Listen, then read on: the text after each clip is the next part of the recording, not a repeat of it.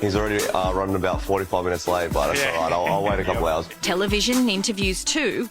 Good. Just up a little early. It's tough, man. I've been here 10 days, and it's the adjustment is it's been tough on me. You know, the time changes. We've been here. We've been on the plane like 4 times. So, you know, it's different time from, you know, at home.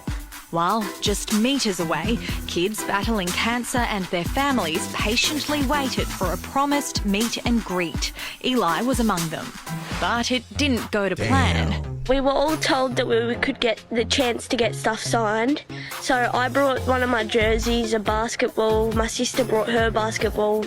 Basically everyone brought heaps of stuff to get signed, and none of it got signed. Eventually, they were able to take a photo with the sports star. We were all so excited. There was heaps of other kids from Challenge 2 and kids that were sick. Come on. His management said we could take a photo and then we had to get out. He didn't say anything. Thanks, guys. They said he wasn't in the mood for it that day. Pretty disappointed. We were told that we'd get 20 to 40 minutes of his time to sit with the kids, and he'd sign some things, and we'd get to ask lots of questions. Apparently, he didn't even talk to the kids. He wasn't, no hello, no how's your journey, are you guys doing okay? There was nothing. We're told after Iverson walked out that there was a change of heart and he did sign some people's merch, but not everyone's. And so Eli's sister Jada took to social media to express her disappointment in a post that's gone viral. I just thought it was really not fair on the kids, you know. Maybe he might be having a bad day, but those kids are having a bad time. Like, they're going through cancer, you know. There's a lot more important things in life. He disappointed all of them, watching them all come down the stairs one by one with their shoulders dropped and their head down. And there was people that travelled for 7.5 hours to get there. I was pretty sad that he didn't even say anything. All we got was a photo. I was disappointed.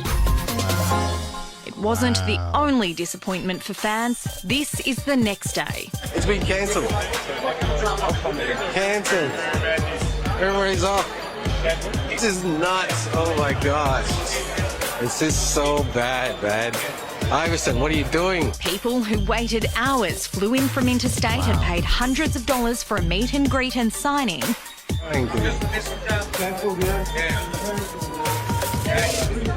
Refunds, all refunds. And the same day, different event, same problem. It comes from everywhere.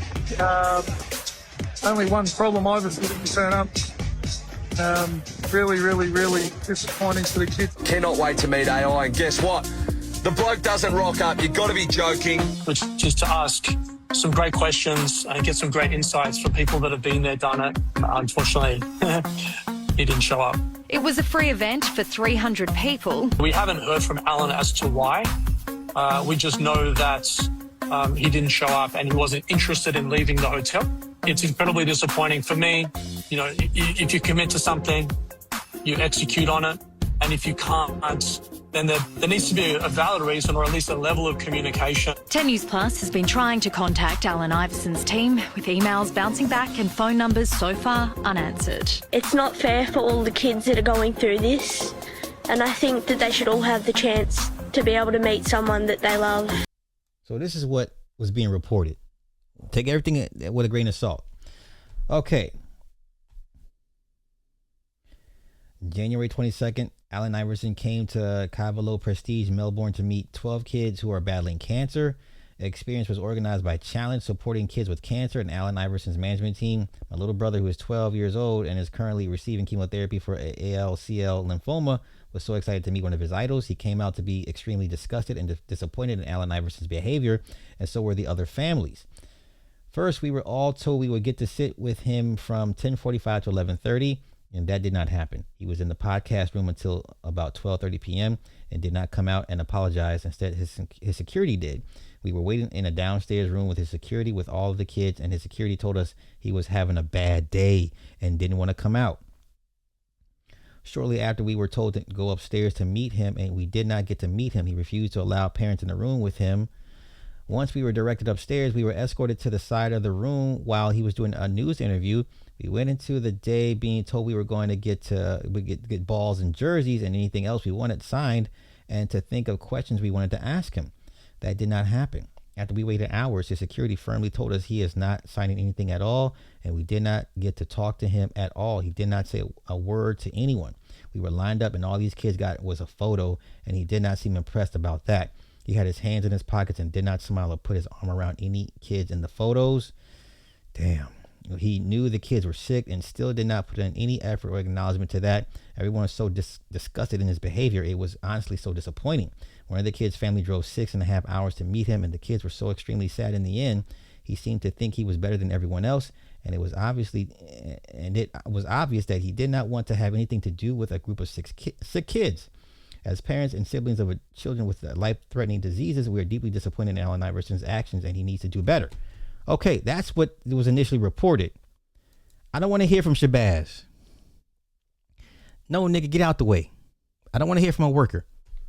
I want to hear from your boss. The room was so small and concise that nobody could fit in the room, including his team. Nobody was in the room except him, the people doing the interview, the camera crew and the cameras, and whoever else needed to be there at that time, which was the kids. That's who took pictures. Other than that, nobody else was in that room. That's why the parents weren't in there. They say, oh, he said he was having a bad day. How? He went and did 4 more events after that. So he was having a bad day for the cancer kids, but then go do 4 more events gladly. Not to mention he was there 11 days ahead of these events, taking hundreds of pictures every day. The man wouldn't have flew across the world to go over there and mistreat no kids. Him and his wife Tawana had a sick child.